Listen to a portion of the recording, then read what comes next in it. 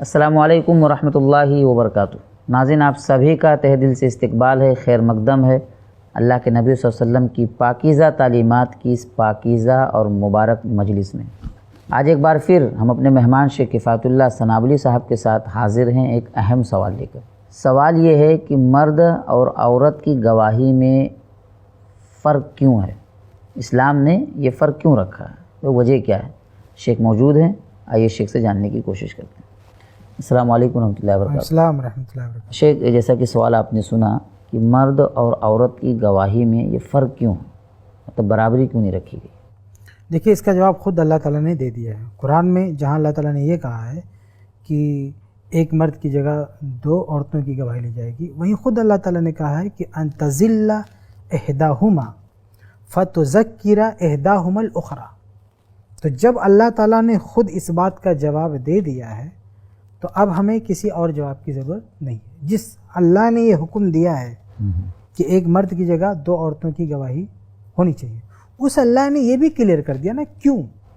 تو اللہ نے کہا کہ ان تضل احداہما فتذکر احداہما الاخری۔ اس کا مطلب یہ ہے کہ اگر ایک سے کوئی چوک ہو جائے، بھول جائے، تو دوسری یاد دلا دے۔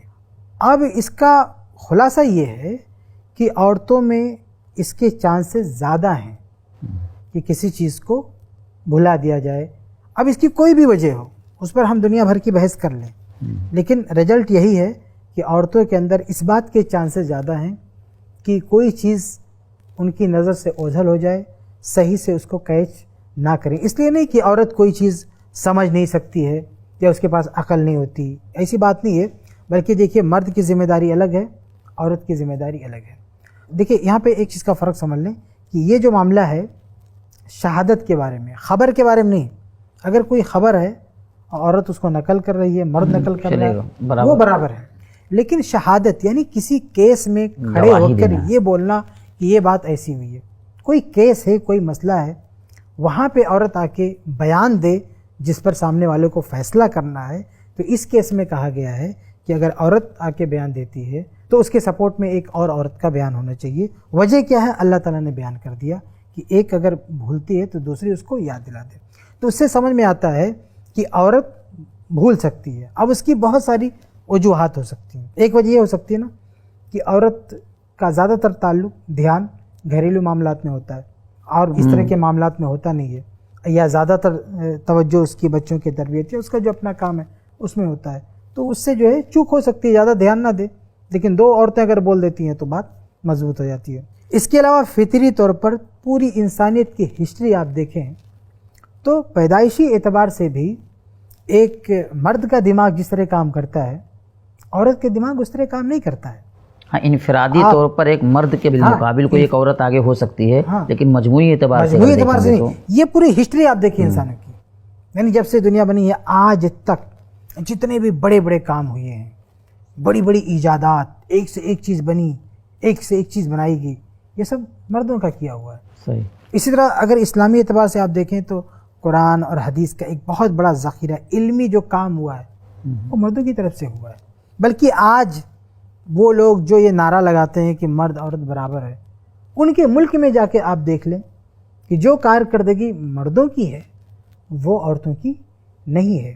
تو یہ بھی ایک مسلمہ حقیقت ہے اور صرف کوئی تھیوری نہیں ہے، پریکٹیکل ہمارے سامنے دکھ رہا ہے، رزلٹ ہمارے سامنے دکھ رہا ہے کہ جو کارنامے مرد حضرات کے ہیں عقل کے اعتبار سے وہ خواتین کے نہیں ہیں۔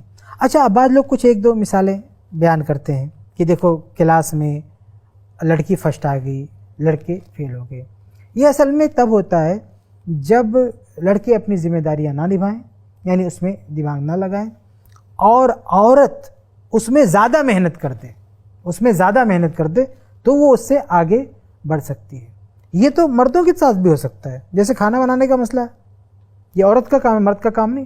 لیکن کبھی کبھی مرد بہت زیادہ محنت کر کے سیکھ لے تو عورت سے بہتر بنا سکتا ہے۔ بلکہ بڑے بڑے ہوٹلوں میں آپ دیکھیں مرد ہی کھانا بناتے ہیں، عورتیں نہیں بناتی، کیونکہ وہ اسپیشلسٹ ہوتے، بہت زیادہ محنت کرتے ہیں، یعنی بہت زیادہ اس میں وہ وقت صرف کرتے ہیں۔ تو بہت زیادہ اگر کوئی کسی چیز میں وقت لگائے گا اسپیشلسٹ ہو جاتا ہے، تو اس کا اسپیشلسٹ ہو جائے گا۔ صحیح سے۔ تو عام طور سے جو مرد کا دماغ کام کرتا ہے، جس طرح سے بیدار رہتا ہے، ہر چیزیں کیچ کرتا ہے، اس طرح سے ایک عورت کا دماغ کام نہیں کرتا ہے. تو یعنی خلاصہ یہی ہے کہ عورت تھوڑا سا کمزور واقع ہوئی ہے مرد کے بالمقابل. کمزور بھی واقع ہوئی ہے، اور یہ بھی ایک ہوتا ہے کہ توجہ کتنی رہتی ہے. ایک مرد جب کوئی چیز دیکھتا ہے تو وہ اس کا دماغ بھی تیز کام کرتا ہے، اور اس کے ساتھ ساتھ اس کی توجہ بھی رہتی ہے، اس کے اندر ضبط کی صلاحیت بھی زیادہ ہوتی ہے.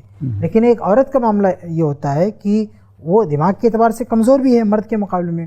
اس کے علاوہ وہ بہت ساری چیزوں پر اس کی اتنی توجہ نہیں ہوتی ہے. تو یہ اپنے آپ میں ایک کمی ہے یا نہیں؟ اس کو مانیں گے یا نہیں مانیں گے؟ یہ فطری بات ہے کہ عقل کے اعتبار سے عورت کی عقل کا وہ معاملہ نہیں ہے جو مرد کی عقل کا. اور صرف عقل کی بات آپ کیوں کرتے ہیں؟ جسم کا مقابلہ کر کے دیکھ لیں. ایک آدمی کو کھڑا کریں، ایک عورت کو کھڑا کریں، کسی بھی طرح سے، یعنی مجموعی اعتبار سے. کیا دنیا یہ کہہ سکتی ہے کہ جسمانی ساخت کے اعتبار سے، جسمانی بناوٹ کے اعتبار سے ایک مرد کے بازوؤں میں جو دم ہے، جو طاقت ہے، وہ عورت کے بازو میں بھی ہے؟ ایک مرد کا جسم جس طرح سے پاورفل ہے اور جس طرح سے وزن برداشت کر سکتا ہے اور بہت ساری مصیبتوں کو جھیل سکتا ہے، کیا عورت جھیل سکتی ہے؟ نہیں. اس فرق کو تسلیم کیا جائے گا. تو جب جسمانی طور پہ فرق ہے، پوری دنیا دیکھ رہی ہے، مان رہی ہے، تو جسم کا ایک پارٹ ہے عقل، اس میں اگر فرق ہو گیا تو اس میں چونکنے والی بات کیا ہے؟ تو فرق ہے، جس کو یہ مسلمہ حقیقت ہے. اور دوسری صلاحیتیں ان کو دی گئی ہیں. اور آج میڈیکل سائنس نے بھی ایسا کوئی دعویٰ نہیں کیا ہے کہ مرد کا جو دماغ ہے عورت کو دونوں برابر ہوتا ہے. ایسا بالکل نہیں ہے. بلکہ بعض لوگ تو ایسی ریسرچ اور ایسی تحقیق پیش کرتے ہیں کہ باقاعدہ آج کے جو ماہرین ہیں وہ بھی یہ تسلیم کر چکے ہیں کہ دونوں کی عقل برابر نہیں ہے، دونوں میں فرق ہے. تو یعنی عورت اگر یہاں کمزور واقع ہوئی ہے تو دوسری بہت سی صلاحیتیں اللہ تعالیٰ نے اس کو بھی دے رکھی ہیں جو مردوں کو نہیں ہے. بے شک اس کا جو دائرۂ کار ہے، اس کے دائرۂ کار میں جو اس کو صلاحیت ملی. مثال کے طور پر بچوں کی پرورش کا مسئلہ ہے. اب عورت جس ڈھنگ سے بچوں کو پال سکتی ہے، مرد اس ڈھنگ سے بچوں کو نہیں پال سکتا. اس لیے جب اللہ کے نبی صلی اللہ علیہ وسلم سے پوچھا گیا کہ سب سے زیادہ حسن سلوک کا مستحق کون ہے، تو اللہ کے نبی نے کہا تمہاری ماں. کافر کون؟ کہا تمہاری ماں. کافر کون؟ کہا تمہاری ماں. کافر کون؟ کہا تمہارا باپ. کیونکہ اس بچی کے پیچھے جتنی محنت ماں کی ہے، اس کے پالنے پوسنے پیار محبت دینے میں باپ کی اتنی محنت نہیں ہے. تو وہ اس عورت کا میدان ہے، اس میدان میں عورت کا مقابلہ مرد نہیں کر سکتا ہے. جی جزاک اللہ خیر شیخ، بہت بہت شکریہ. ناظرین، دیکھا آپ نے اس موضوع کے حوالے سے شیخ نے وضاحت ہمارے سامنے رکھی. ہم امید کرتے ہیں یہ باتیں آپ کو بے حد پسند آ رہی ہوں گی. آپ سب سے یہ گزارش ہے کہ ہمارے اس چینل کو سبسکرائب کیجئے، لائک کیجئے، شیئر کیجئے اور اس پیغام کو پوری دنیا میں عام کرنے میں ضرور حصہ لیجئے. آپ سبھی کا ایک بار پھر بہت بہت شکریہ. انشاءاللہ پھر ملیں گے ایک نئے سوال کے ساتھ. السلام علیکم ورحمۃ اللہ وبرکاتہ.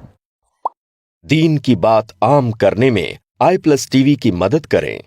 پے ٹی ایم یا گوگل پے کے لیے ہمارے نمبرز پر ٹرانسفر کریں.